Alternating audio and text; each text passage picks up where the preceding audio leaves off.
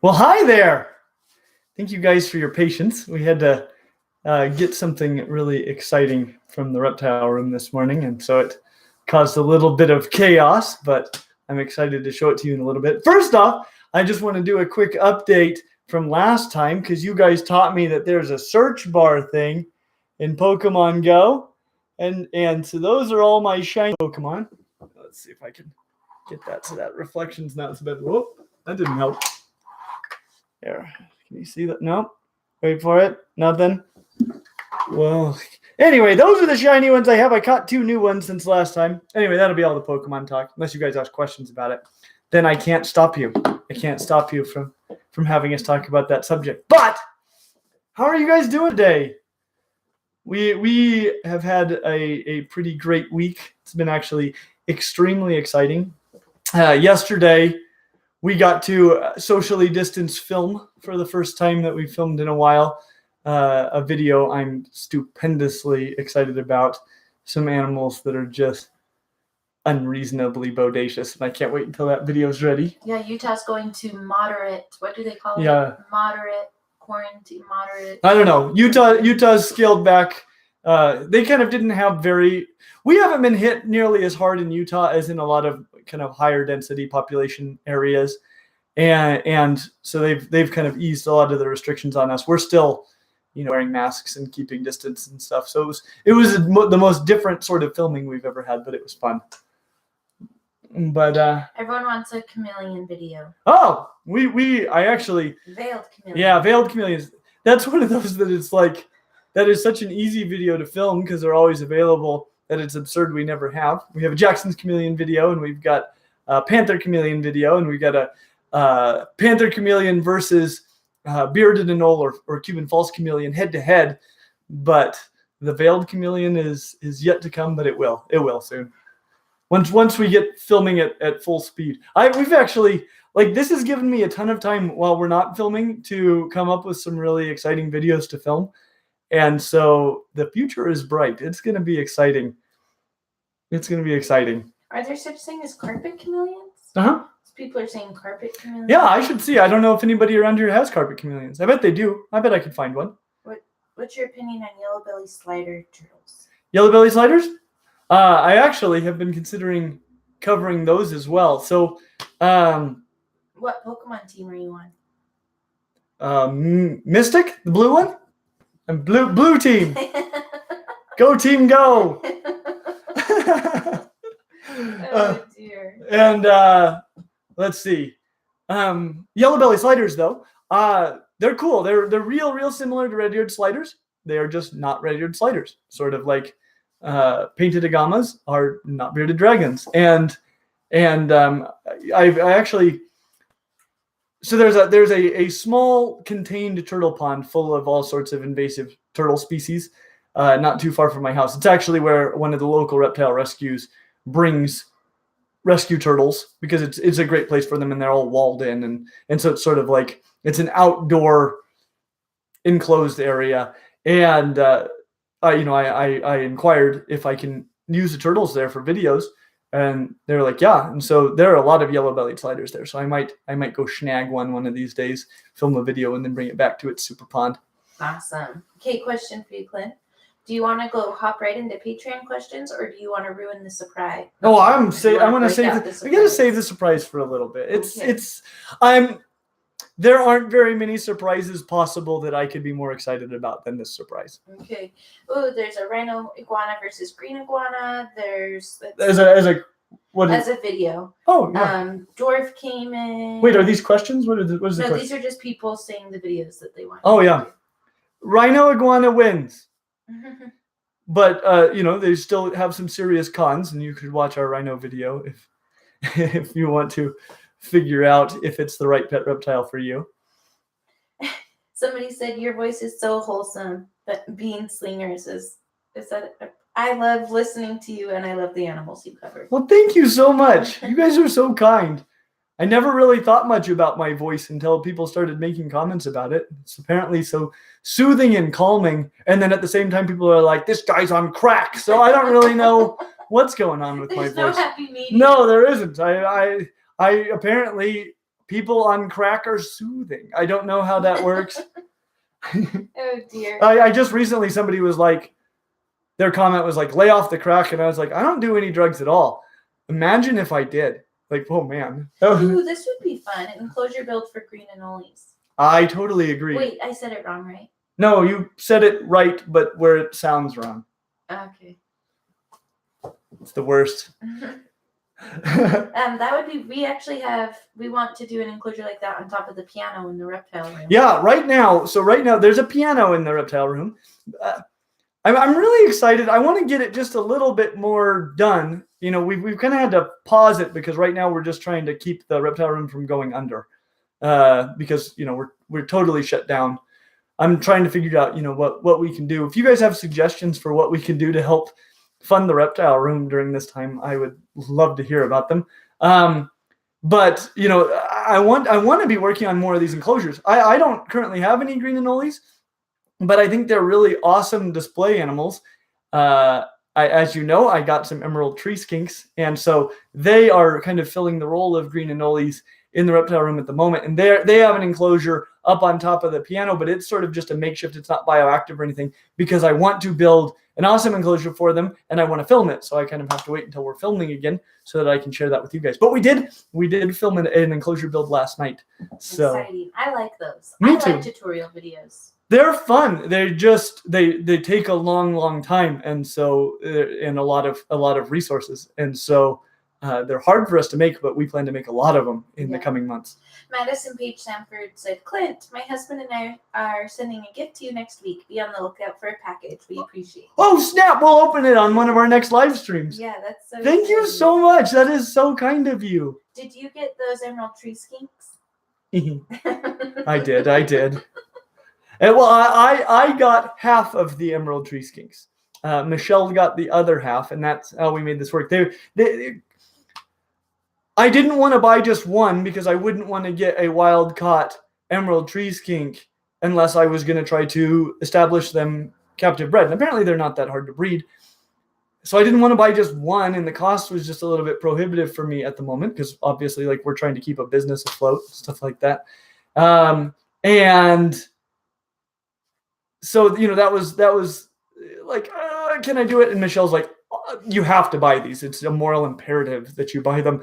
I'll get one and you get the other. So I'm not sure if we each own one. We haven't established which one belongs to which of us. I think we sort of both own half of each one. Our first super chat's coming. Super chat! Before we read those really quick, though, I wanted to read this comment that's a really good one. Cordis, hey, what jobs... That's the name of the person. Hey, what jobs can someone who wants to work in animal biology get that's not a vet? Not a vet? Honestly, there's probably a lot more than people realize. So veterinary care and working at some capacity in a zoo are obvious ones. Also, you know, as a research scientist and an educator, there are a lot of things that you can do. Conservation. You know, you can work for the government in like plant, you know, there's all sorts of plant and wildlife science sorts of jobs for the government. You know, that's a good look. Yeah, there's some places to start. Yeah. So let's do our super chats. Super chats. Marsu Hale said, this is a sad one. Alas, the expo I was going to buy my first ball python was canceled for obvious reasons.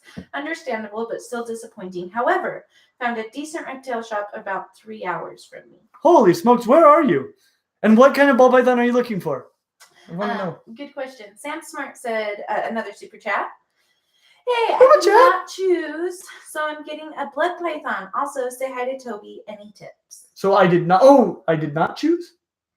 I could not choose. Couldn't choose. Remember, he was the one that was choosing between a blood python and something else, and you told them whatever made him happy. Oh. And you were, I think this is the same guy you were saying hi, Toby, in a creepy voice. Yes, hi, Toby. So he did choose. You went with a blood python, and then what was the rest of the question? Also say hi to Toby. Oh. And any tips. Hello, Toby. Thank blood pythons. The biggest thing is just be careful about hydration. You know, it's easy to they can get dehydrated and die. And I come from a dry climate, so that's like a major concern around here. You know, they can get dehydrated and die more easily than other snakes. Not quite as easily as like a rainbow boa, but more easily than, say, a ball python or a sand boa or something like that. Alex Haley's did a super chat. Super Any chat? advice on Dalbert's white-lipped python? Oh, they're really neat. Very, very beautiful. Probably going to bite you quite a bit. I've interacted with them some, and they're quite something. You know, they're sort of like a slightly more reasonably priced Boelen's python, and but they're more likely to bite you. Awesome. Let's see. Could you recommend an online store to buy a bull snake or a breeder? Oh, well, Emily obviously is a great source, but I think she's got a pretty good waiting list. Great Basin Serpentarium, they breed bull snakes. Dave Kaufman, I think, dabbles in some bull snake breeding. And let's see, good places that have bull snakes specifically. Bull snakes are so underappreciated. You can also just probably join a Pituophis group on Facebook or other social media and just see who they recommend, because there are probably a lot of people who really specialize in that group. I love the pits. Amar, who is 3 hours from a reptile Yeah. shop, just did another super chat. He said, I'm in Cork, Ireland. Whoa. Reptile shop is in Dublin, planning on a pastel leopard or banana pastel. I have a pastel leopard. I just bred her last year. Glorious. And banana, obviously one of my favorite morphs. So yeah, you have good taste in ball pythons. My recommendation, if you think you're ever would be tempted to breed ball pythons, get a female first, because it takes several years to get them up to breeding size, and males much less time. So, you know, you could have it as a pet for years, and if you ever decide to breed, you could start pretty quickly. Whereas if you started with a male, you might still be like 3 years out before you could begin to breed. Are we still holding out on our surprise? Yes. Yeah. Well, it's too big of a surprise. What were people guessing that I was like? Godzilla. Godzilla. It really does look like that. Oh no, they guessed it. Yeah. But it's still like you can know it's Godzilla, and still when I pull it out, you're like, holy smokes, it was Godzilla. Chris Casperson did a $5 super chat. Hi, Chris. Thanks for your channel. Pickles the Iguanas says hi. Hi, Pickles. Oh dear. Let's hop over to Patreon then if we're Yes. Oh, Patreon. Oh, super chat. Yeah, one more super chat from Sam Smart to continue that conversation. Thank you, Sam. Is it true that they bite a lot? I thought it was breed out. And do you think it's okay to buy from backwater reptiles, or should I find somewhere else? This is the ball python? No, wait. the bull snake. Bull snakes. Oh, bull snakes are not really particularly bitey in my experience, but they are intimidating. They're mostly bluff. Though, I mean, you know, if you catch one out of the wild, it's going to be striking at you. But you know, they tail rattle, they puff up, they get really big, and they get in that rattlesnake defensive posture, and they hiss really loud, and so they can be very, very intimidating snakes. I don't find them, you know, especially if it's a captive bred baby that you've been working with. You know, I had a lot of bull snakes that I raised up in Colorado, and they would they were all talk, you know, but they really weren't particularly bitey. I don't really find them to be worse than a corn snake as far as how bitey they are, but they are scarier than a corn snake, and you know, they make that work for them. You ready for some super chats? Super chats. People are nice. I like our community. Oh, it is the best community and anywhere. I'm excited to show them what you brought. Me too. I know you are. Probably not as excited. I won't make you go more than you know, maybe 20 minutes. Well, 20 minutes? no, not done 20 minutes from now. Like 20 minutes total. Oh. Okay, so Dale Worley did a $9.99 super chat, which is so nice. You should definitely do a video on dwarf tarantulas. I love how you convey your information, and plus they're absolutely beautiful little bundles of joy. I agree. I actually caught in southern Utah a female dwarf tarantula one time, and Joey Muggleston. Oh, somebody was asking me about backwater. I need to answer that question too.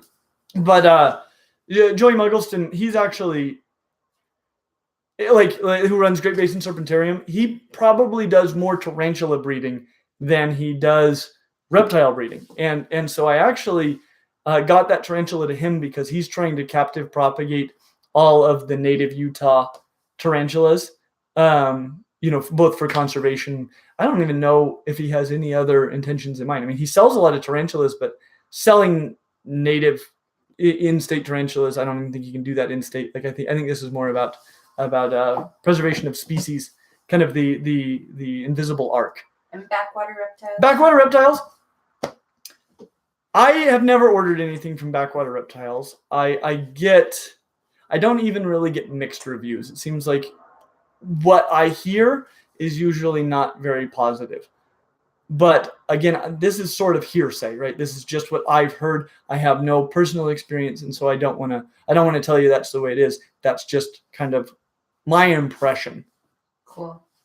Super chat. Super chat. Only collared lizard hasn't been active or eating for a couple days. What can I do? This what was the first word there? Only collared lizard. Only Maybe collared. Only collared lizard. Check your temperatures. You might want to give it a little soak to make sure hydration's okay, and a visit to the vet wouldn't be out of the question. But a couple days, if it were a snake, I wouldn't be that worried about it. With a lizard, that can be a little more concerning. Christopher Great left a $10 super chat, which is super nice. Thank you so much. He said, I found this channel about a week ago, and I've been binging ever since. Keep up the great work. Huzzah! I'd love to hear what your favorite video is so far and how you found us. That's a great idea.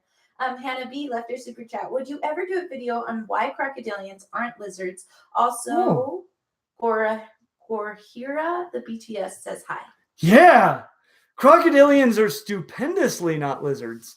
And that is a fun idea for a video. In fact, so there's sort of two big lineages of reptiles. There's basically the squamate reptiles, which can or cannot include the tuataras, and then you've essentially got all your lizards and amphibians and snakes and all those. That is one group, and most of those have hemipenes, and they've got they shed all in one piece, and they're missing the lower jugal arch on their skull, among some other attributes that kind of apply to that group. And then there's another group, which are the archosaurs, which usually includes the turtles. So sometimes they think the turtles are more distantly related to all the other reptiles.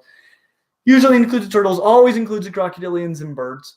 And we could do a more in-depth video than this, but this is just sort of an off the top of my head. One of the things is the squamates have a 3-chambered heart. The crocodilians and the birds, they've got 4-chambered hearts. They've got pneumatic air sac respiration, which is, I want to do a whole video about this. I just got done teaching this in my college classes, and this is one of my favorite things in the world because the way that birds breathe was the one thing from my zoology undergraduate education that totally blew my mind. Like, I had no idea that they breathed differently than we do, and it's way different, and it's stinking rad. And crocodilians actually breathe pretty much that way too, and the evidence shows that other dinosaurs, in addition to the birds, also breathe like that. But the crocodilians are in over here. The crocodilians don't shed like the squamate reptiles. The crocodilians have a proper diapsid skull with 2 holes, not missing that bottom jugal arch. And we could go on to they got a different sort of dentition. There's all sorts of little differences there, but that's a start. And I love that idea. Sorry, that was probably more than you wanted to know. KL Manring just gave you some hard eyes with the super chat. And heart eyes. Okay, I thought they were hard eyes. Like. No, heart eyes. Okay, I like that. Blood pythons. I think I said bull snakes, but maybe he was really wondering about blood pythons. Oh, as far as being likely to bite. I bet you're right. That was a person with blood python. Yeah. I mean, they're more likely to bite you than some things and less likely to bite you than others. They probably, and if you watch our video on them, I talk about this some too. They don't deserve, they're much more mild-mannered than their reputation would suggest. They kind of got that reputation when all of them were wild-caught, grumpy adults that were being brought into captivity. When they're raised up from babies, usually especially for the first year, if you're just sort of routinely getting them a little bit of interaction and picking them up just a little bit, they might strike at you a little while they're small, but they'll get very used to it. And they can be very nice. I'm more careful with my blood python, though, than I am with most of my ball pythons, just because it is a little bit more unpredictable. They can strike from funny directions, and they hit like a ton of bricks. I don't know if you can see the super chat on yours, but Melissa Webb, so nice, sent a $20 super chat, and look what it is. Oh my God, I love that. Can you do the dance for her? Okay, let me watch the dance one more time. Da da da da da da da da da. Oh my goodness. Okay. No, you don't have to stand up. Yes, I do. I can't dance sitting in a chair.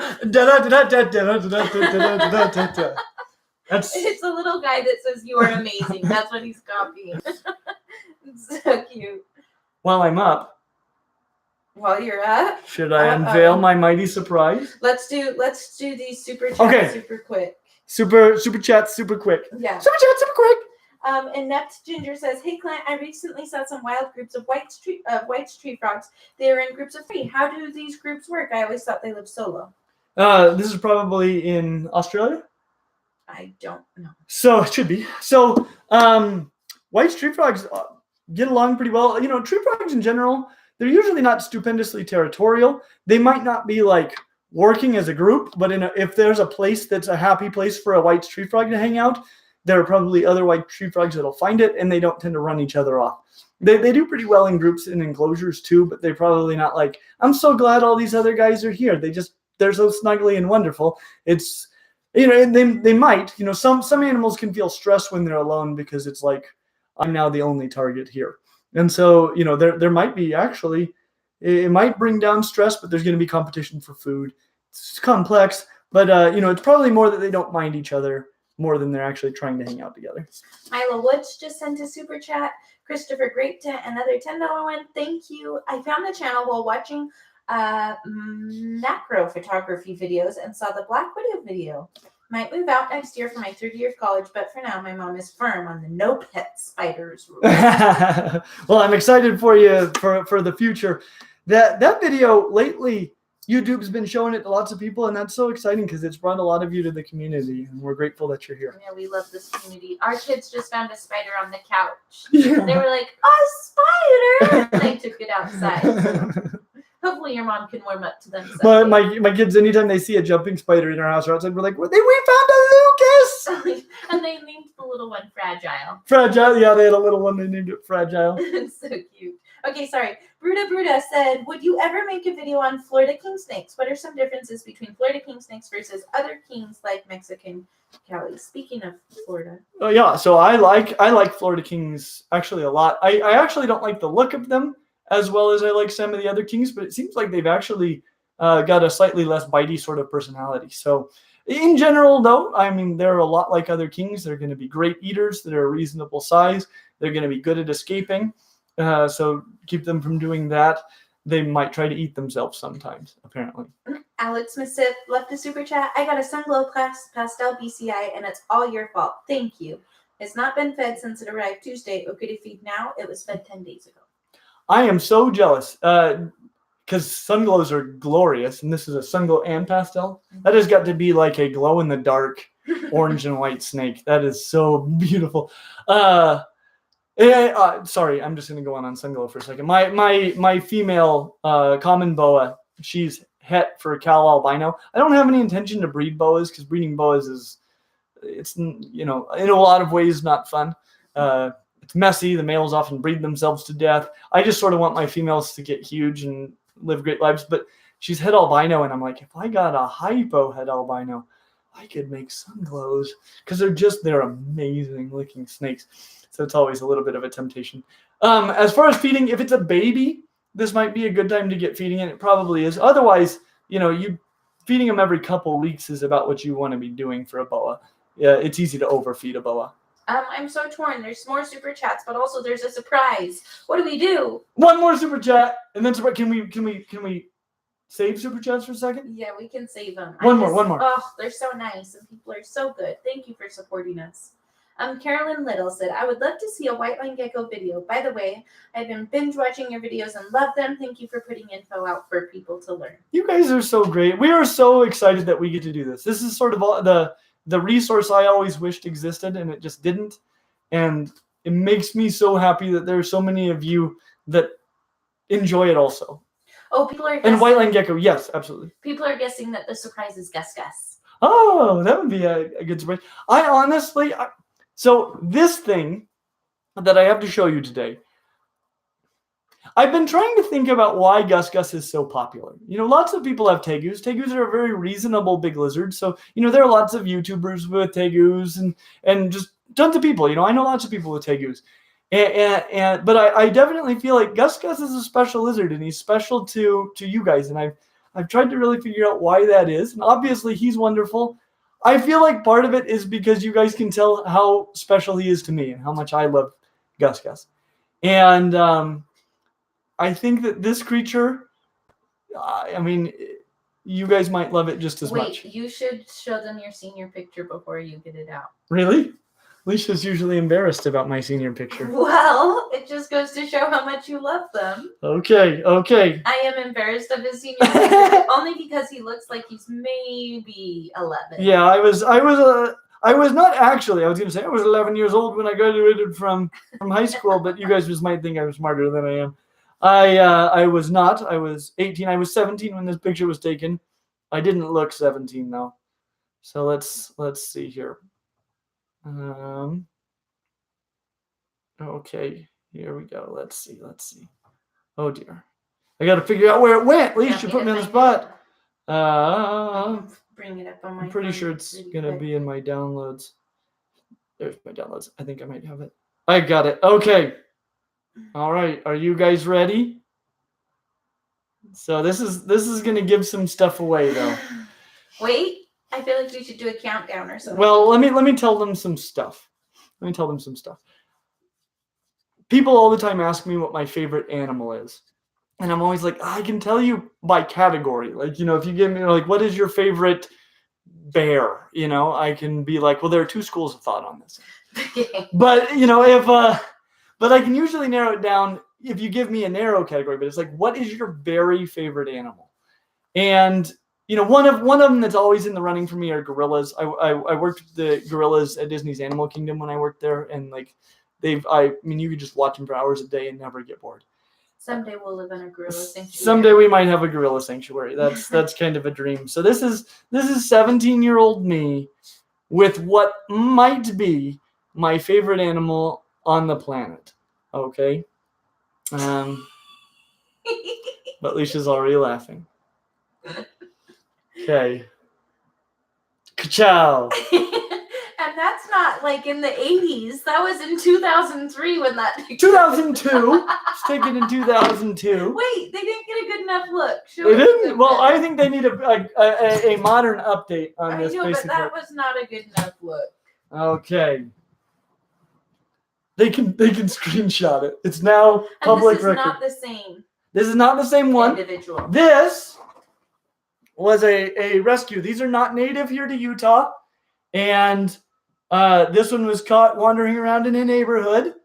And thanks to Rick Voss and his rescue group. And me. And Leisha, who one of her students, Leisha's the kindergarten teacher, one of her students' parents contacted us and said, this is running around our neighborhood. Do you want to come get it? And I went out there to get it. I was just a little bit behind Rick, but fortunately I know Rick. Rick owns Jade, and he used to own Jabba, who he's rehomed. And so we know Rick well, and Rick brought this guy down, and I have been just beside myself with joy.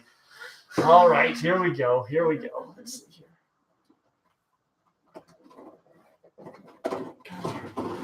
Good job. Oh my goodness, I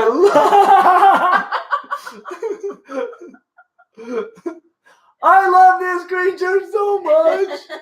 He's so funny looking. We need a name for him. I'm sort of between two right now. The names are Bubba and Chunk. Those are the two names I feel the most vote. Drawn to. I vote Bubba. And I kind of am drawn to Chunk right now. I think Michelle likes Chunk. We gotta do Bubba. He does a great truffle shuffle, so there's a lot of options. I adore this turtle, and I've had him since Sunday, and How's your arm doing? That's doing all right, but he's heavy. Sunday was the last time he took a snap at me. He hasn't snapped at me since Sunday, and I've let him run around the reptile room for hours a day. All right, I'm gonna set him down though. He's getting anxious. Oh, you're a big dude. Gunther. He's wonderful. That's a good one, Gunther. He's wonderful. he magnificent? I love him so much. It pains me inside. I will get him back out for you guys before this is all over. But Bubba Chunks. Chungus. Chunks. Oh. Bubba. Come on, Bubba team. Isn't he magnificent? Okay. Go Chiefs! Okay. If you hop on our Instagram, you'll see. Well, actually, on Instagram you will see a picture of We Penny love a Rose chunky with him. queen. But on Yes. our Facebook page, if you go to Clint Reptile's Facebook page, you'll see the picture of me from Monday when I took pictures of him, and I've got my Chiefs hat on. So. I love that they are all so excited about this. Of We gotta course get him they back out. Oh, we will. We'll give him a minute. He's He's amazing. so good. He's such a good little Isn't guy. he incredible? I cannot tell you how excited and Oh, you happy need to I tell am. them, these are not native to Utah. These are not native to Utah. So when they're captured, historically they've been euthanized, which break my heart. And thank goodness Utah changed their laws just this year, and so now they're non-controlled for collection and for keeping, which means, you know, when they're brought into a rescue, they can be homed. And, you know, we would have applied for permits for this guy if that were still necessary, because he's so spectacular. And I thought, you know, they said he was really cranky when they were catching him. That's absolutely what I expected. But he's become an absolute sweetheart, you know, with a little bit of gentle handling. You know, you just scoop him up from underneath, and, you know, I give him a little tap on the tail so he knows I'm going to pick him up. He's been just an absolute delight, and he's going to be an incredible education animal here. You know, we do a lot of reptile outreach, and he's so amazing. I'm so excited, guys. This might be my very favorite animal on the entire planet. Again. Okay. Now that they've seen. Okay. Now that Oh, they've here. seen I'll give him this side by side. Okay, side by side. I did a side That by. senior picture, doesn't it look like one of those 80s glamour shots where, like, you would have the feather boa? That's what he looks like, but that was taken in 2003. Oh dear. She's hard on me, guys. What am I gonna do? Okay. Here we go. Here's my side by side. Oh, it's so cute. I love it. So there's that picture I was telling you guys about from the other day. Go Chiefs. Old-fashioned tech. Give me one. Chewy.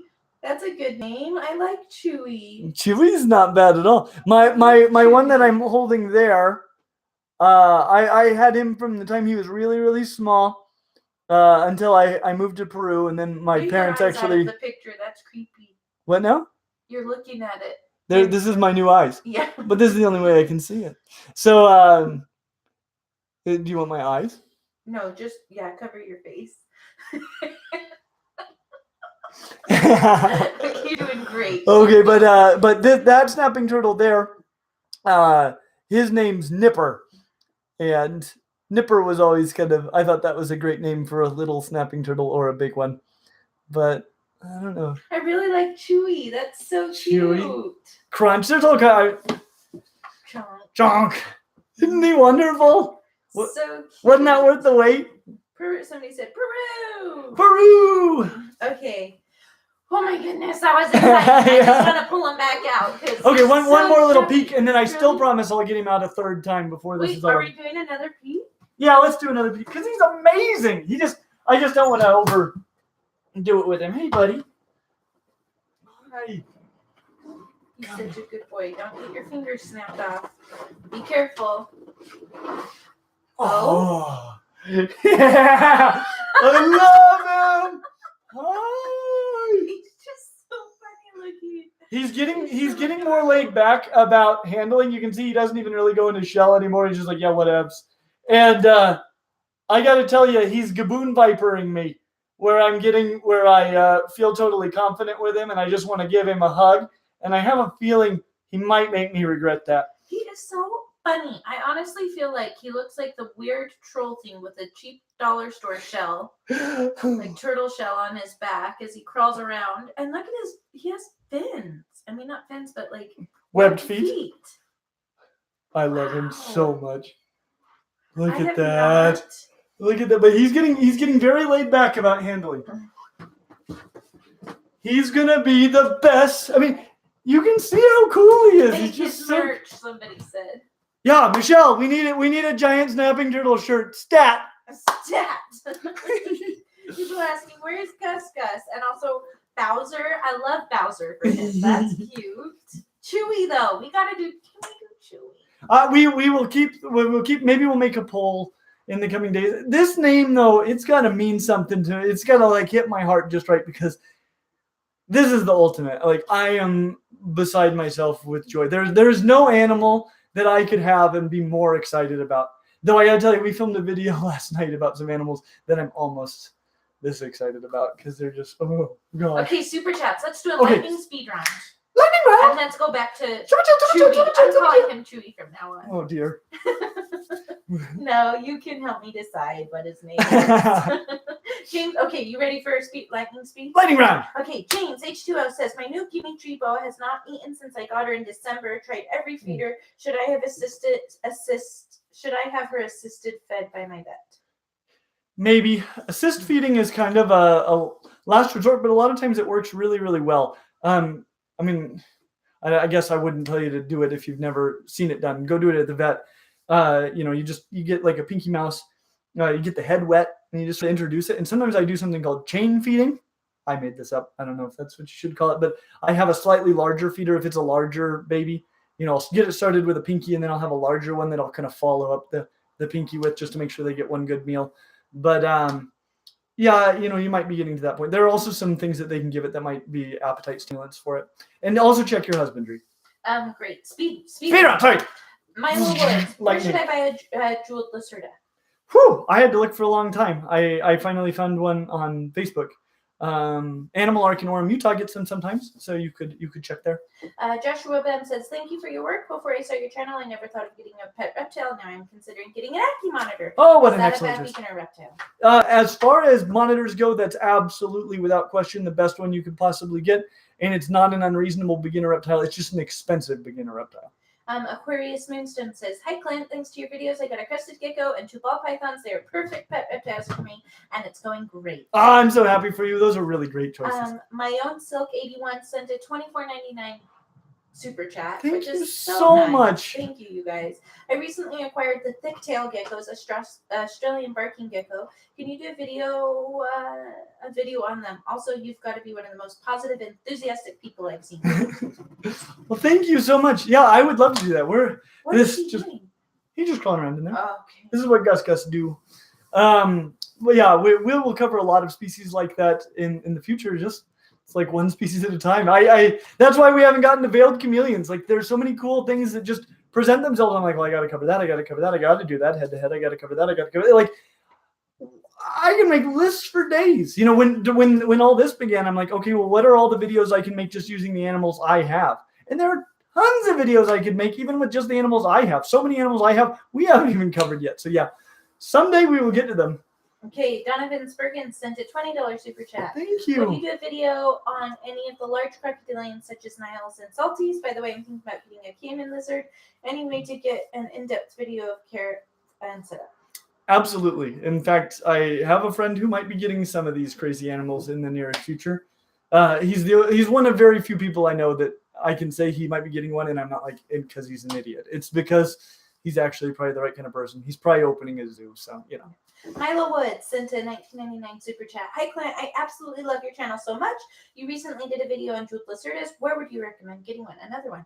Oh yeah. So look online, Facebook groups. There's cool jeweled Lacerda groups. I'm sure they've got them available often, but they're hard to get. Animal Art, check with them. I'm sure they could get one for you if you wanted them. And you saw Josh Backus sending support from Kansas City. Go Chiefs. $10 super Go chat. Chiefs. And Will Cohen said, hey Clint, what do you think about a paludarium with American toads and betta fish? How do I say that word? Paludarium, I think. Okay. It'd probably work just fine, as long as there's enough land space.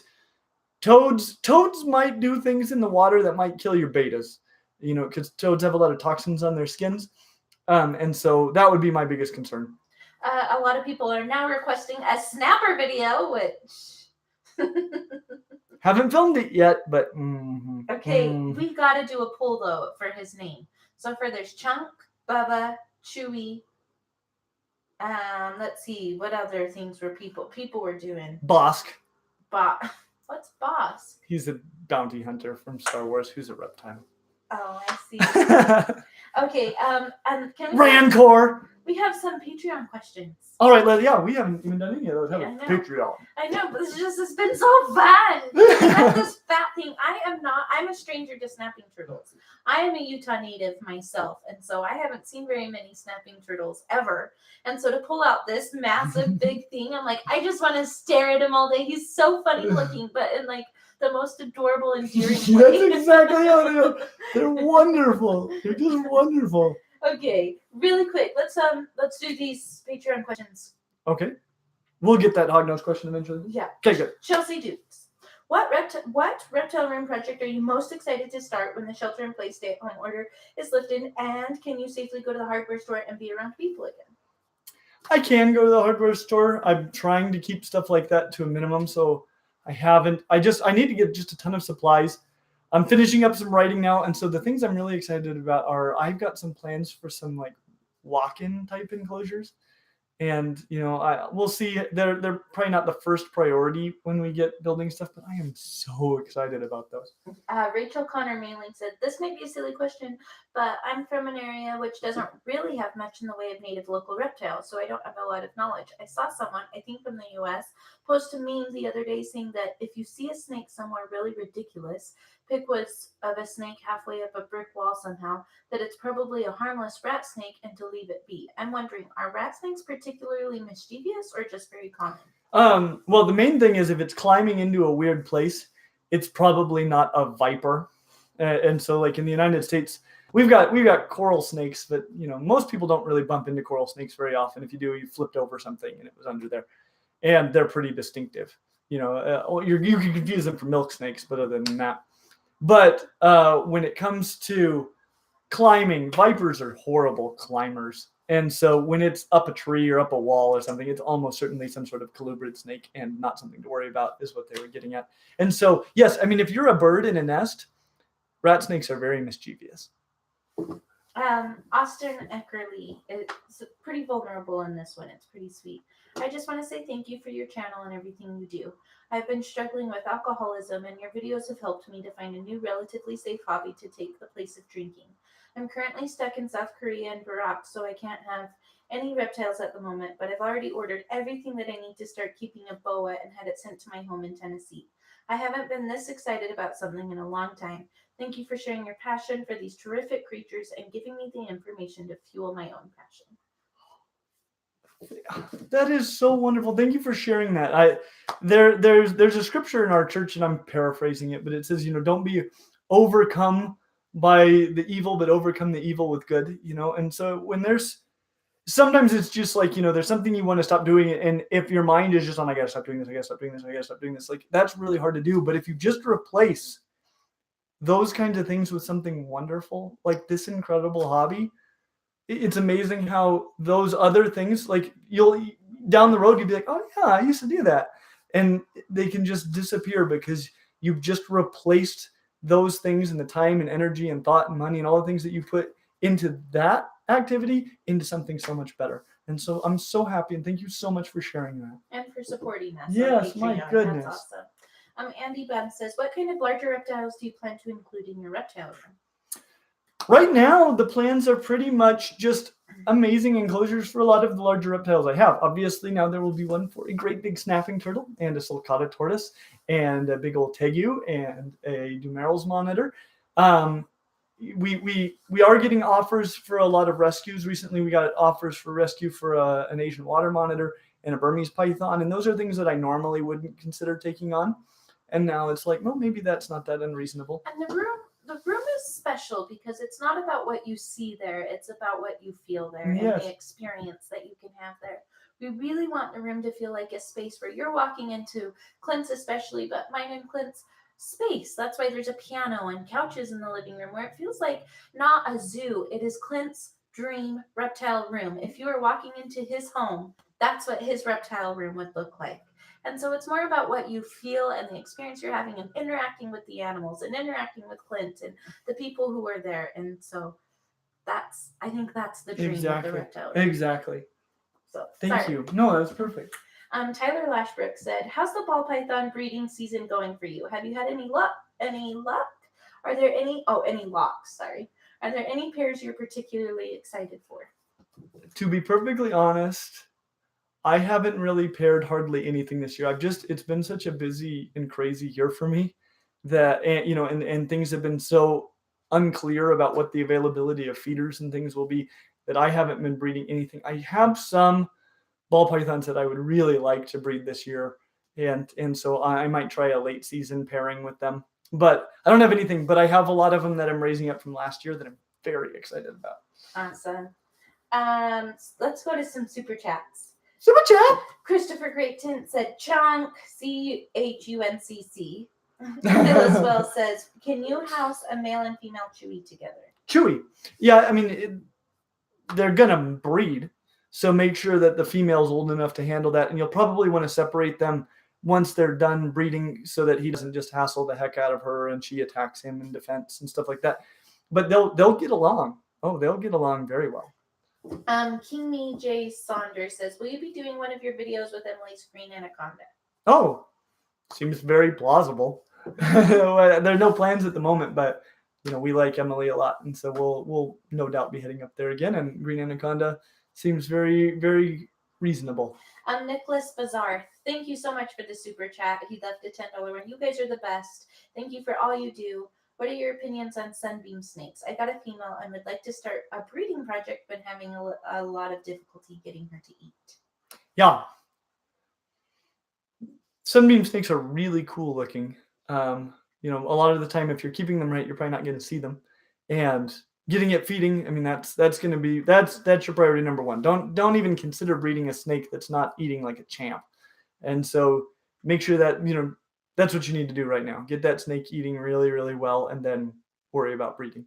Cute. People are saying that, just talking about your other videos, this one is from Maggie Nation. "I watched Clint's video about jumping spiders the other day. Woke up the next morning and found a jumping spider on my window. I have a new pet now, and it was free." Isn't it amazing how much joy that can bring into your life? You look over, you're like, "Oh, a jumping spider!" It's so much fun. My kids are that way right now. Yes. Oh, and Owen found a little baby praying mantis. Yeah, Owen just found a baby praying mantis. We're going to try to feed it a flightless fruit fly here shortly. Yes.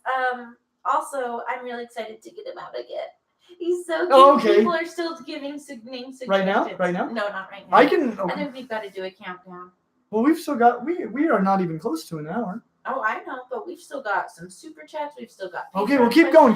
We've still got name suggestions. I'll just pop him out periodically because I love him. Don't pop him out. Keep asking questions. Keep asking questions. It's got to be the suspense. They're not feeling the suspense. I'm feeling the suspense. I'm like, I can't. Woo! Did he get you? No, he didn't even strike. He's just getting a lot more rambunctious.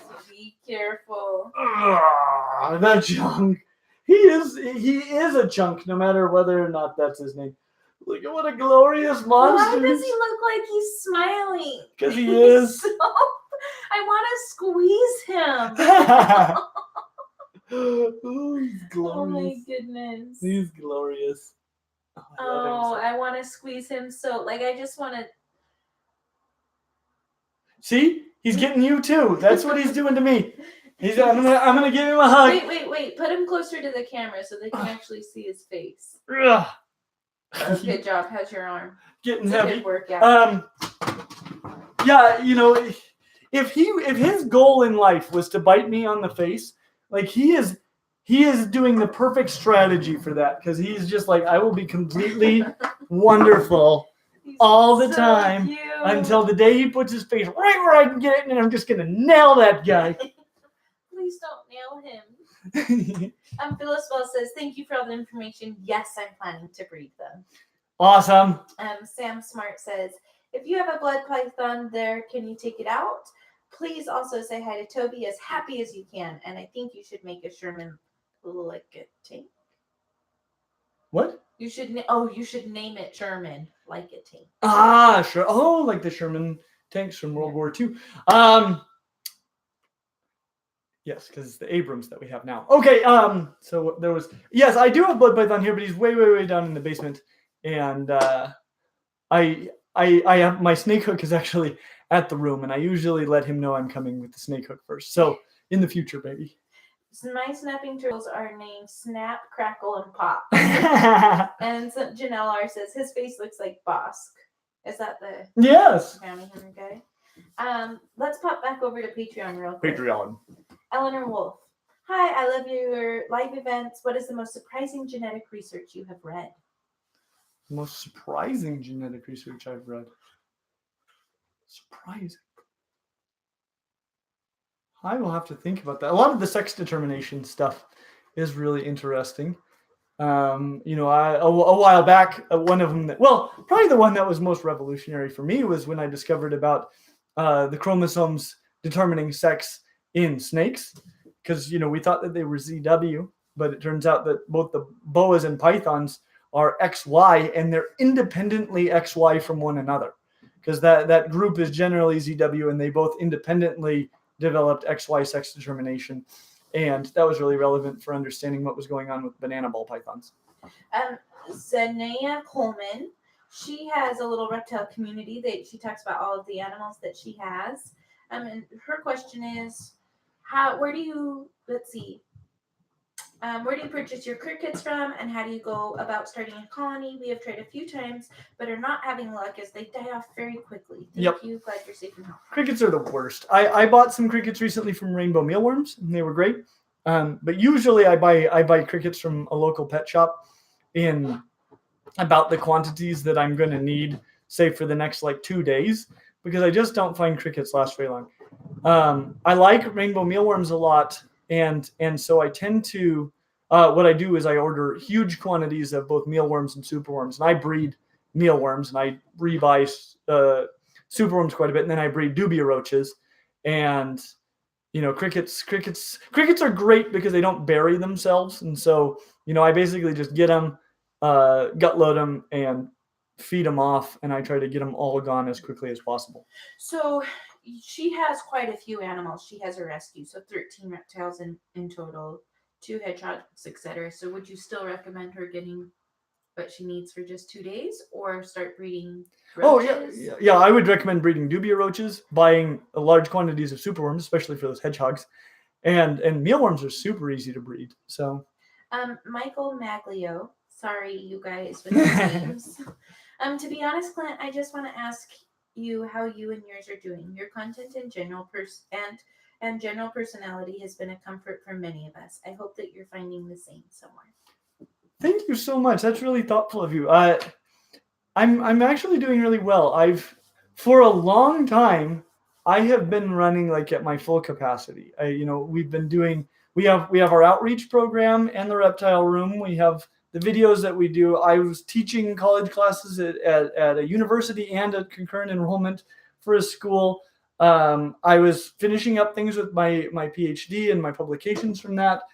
Leisha teaches halftime kindergarten, and I was watching our kids during that time, and I just have been hardly able to handle it all. I really don't know how I balanced it all, and I know it interfered with my creativity. I'm grateful for I really think we've made some amazing content in this time.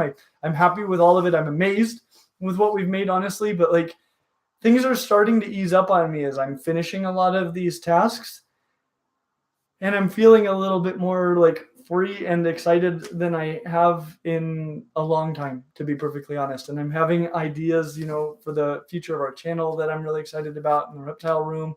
And I'm starting to have, I'm still really busy right now. It's finishing, but it's not finished.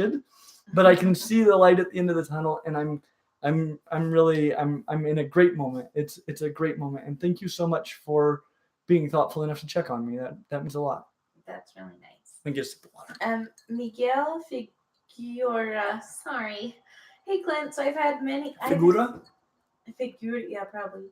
So I've had my corn snake for about 3 years now, and he's as healthy as can be. However, I've noticed that he's no longer eating medium rats he used to all the time. I'm feeding him 3 small mice for every feeding for the time being, but was wondering if there's something to look out for. For context, 1, he doesn't eat frozen food, tried on several occasions. 2, he would indeed kill the medium rat, and it seems like he would attempt to eat it, but give up and just leave it there after a while. Okay. Well, it might be too big for him.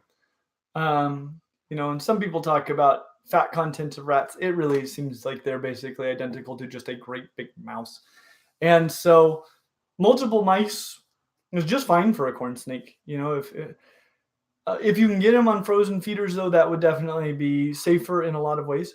Something I've found is, and there are some snakes that just, it's really hard to get them on frozens. But sometimes it's just if they're really well fed, then they become sort of pickier eaters. And if you just go, okay, well, you might have to skip a meal or two until you're willing to take a frozen, they change their tune. So, it might be worth, your snake can probably go many weeks without eating without really being concerned about it. And so maybe, just keep trying with the frozens a little longer. Might be worth your while. Good answer. Jeremiah, like I know what I'm saying. Good answer. Like Family Feud. Yeah. Jeremiah Abel said, thoughts on murder hornets? And Newt Scamander said, what do you think of the new Spinosaurus tail? I need to find out about this new Spinosaurus tail. But if you can give me a little more update on that, More context. Yeah, a little more context. Okay, but as far as murder hornets go, so I really haven't been doing very much reading about the murder hornets. I keep seeing them come up. The pictures I've seen, they're all Japanese wasps, Japanese hornets. The sting on these guys is unpleasant, and they're going to be really hard on the European honeybees that we have here. They're going to be really hard on those. I mean, if they're invasive in large quantities, they could be really hard on the Japanese or on the European honeybees. The reason being, what these wasps do is they go and they find a beehive, and they go in there and they shred all of the bees that go to defend the hive, and then they go in and they eat all the larval bees, and so they basically destroy the hive. And that's obviously bad for the bees. Well, the Japanese honeybees have a really amazing defense against this, which is that the honeybees start to vibrate and shiver and beat their wings, and they're essentially using a lot of energy. They're doing a lot of cellular respiration, and just the friction of all this, they start to generate a lot of heat, and they warm up the hive, and they'll actually swarm onto the Japanese hornets too, and they'll start to do this, and they'll heat up the hive, and they'll cook those hornets to death. And the honeybees can handle temperatures just a little bit higher than what the hornets can handle. And so because they've co-evolved together, the Japanese honeybees have a pretty good defense. The European honeybees are going to be probably pretty much defenseless. They'll go up there and they'll sting them and stuff, but they're probably just going to get shredded. And, hives could get decimated. And unless there's some variation in the European honeybees where they can defend themselves, wherever those Japanese hornets are going to be, they're just going to wipe out honeybee populations. So that would be my biggest concern. I really don't know very much about how many are here. We like to just find something new to freak out about every week. So this might be that. It's the year 2020. Yeah. That's the new trend. Yep. Alex Haley says, looks like the turtle coyote Peterson got bit by. Yeah, I think he got bitten by a pretty good sized common snapping turtle. I am actually curious. I watched part of that video at one point, and it cut him. Like, I'd be shocked if a red-eared slider didn't cut me when it bit me. This has just been something I've been thinking about for the last few days. But I hypothesize that they don't have tremendous jaw strength. This is my hypothesis, just from watching them eat and thinking about it a little bit. Alligator snapping turtles obviously have devastating jaw strength. And so we might be kind of associating that with these guys. And these guys have big, wide heads, and they've got pretty good channels for jaw muscles. So it's probably pretty strong. But they're suction feeders like matamatas. Matamatas have notoriously weak jaws. And they basically just suck stuff all the way into their throat, and then they kind of cough it back up, give it a little bite, and swallow it down. Not like an alligator snapping turtle. And so I hypothesize the jaw strength isn't monumental for a common snapping turtle, but I don't really want to be the one that tests this hypothesis. DM says, love your channel. I got a 2-year beardy a few months ago. Awesome. Yeah. 2-year-old beardy. Getting an adult beardy is a great idea because they won't eat you out of house and home quite as much. Right. Lauren Roman said, hi, Clint. I got my gecko and I named him Sparrow. Sparrow. That's a cute name. I like it. And Sam Smart said, can you do an update video on the blood? Yeah, I probably can. Well, we'll see. I'm just trying to get through our enormous library of animals, so I don't have a lot of time for like updates. We're kind of not a vlog. We're trying to create more like a library resource. But where it becomes relevant, like if I'm doing a head-to-head or something like that, it would be possible probably to do a blood update. We start filming more at the reptile as we do more at the reptile room. I'm trying to figure out how we want to document all that. If we want to create another channel, or if you guys want videos about that, all the stuff we're doing there as well. I like it. Clint's Reptile Room vlog channel with updates and enclosure builds and stuff, or just I don't know. We'll ideas.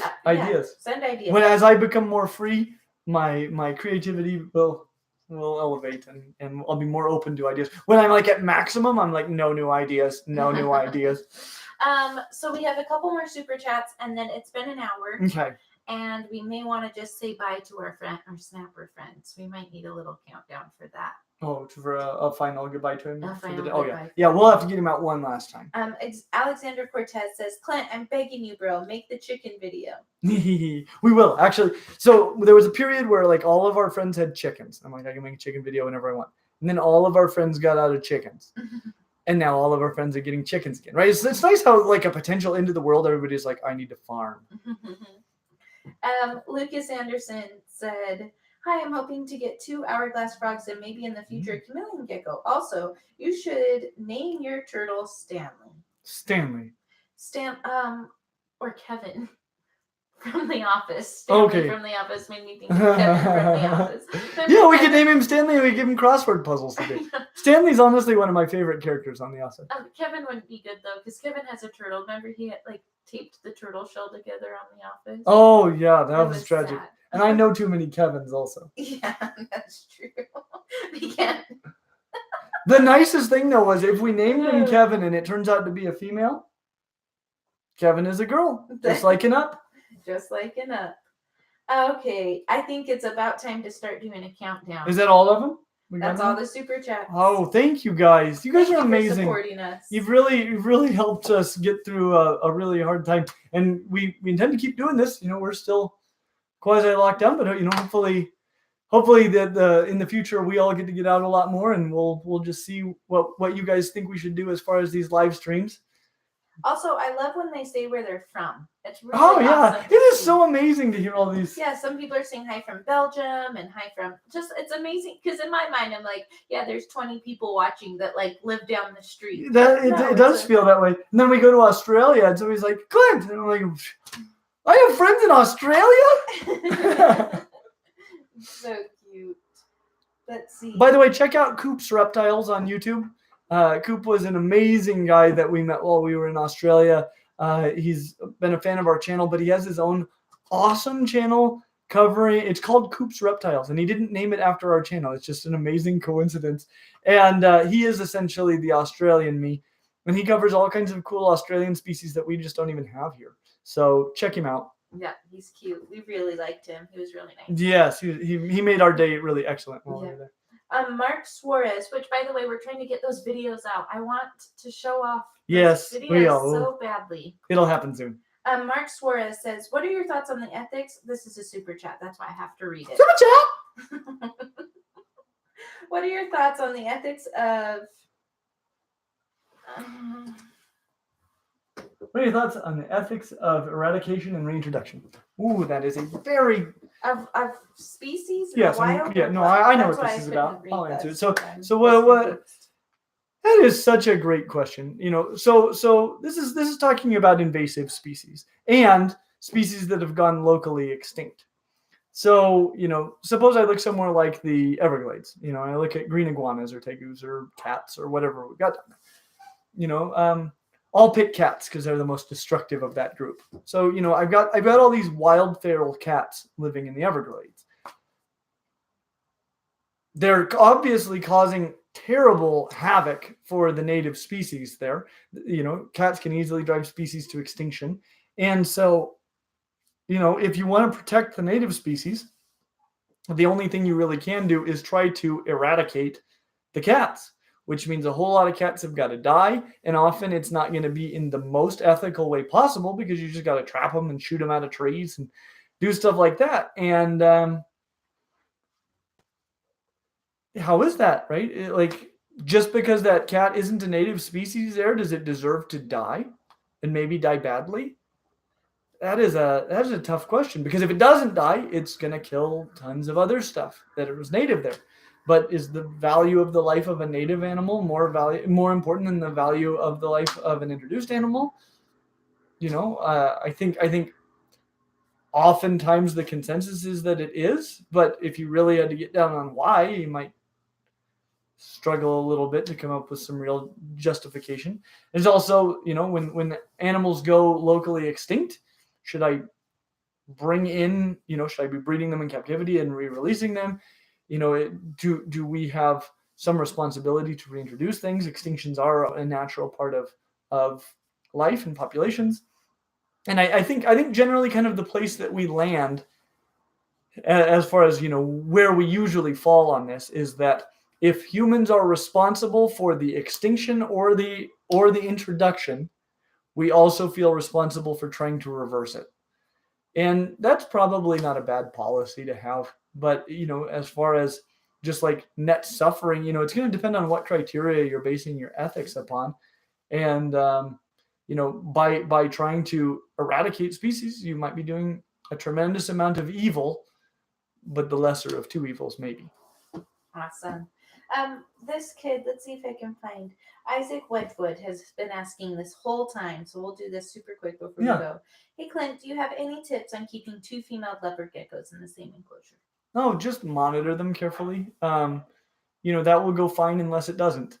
And, especially if one of them's bullying the other and taking all the food and stressing the other one out, that's going to be a real problem. Make sure you've got adequate hides and warm places so that they can be in a place that they want to be and not have to be together if they don't want to be together. Awesome. And they said, thank you, Clint. Cute. Yeah. So is it? Thank Leisha. She's the one that noticed. Is it time for the countdown? Yeah, we should just pop that turtle out one more time. You guys gotta do a countdown or something. How do you count down? Okay, countdown.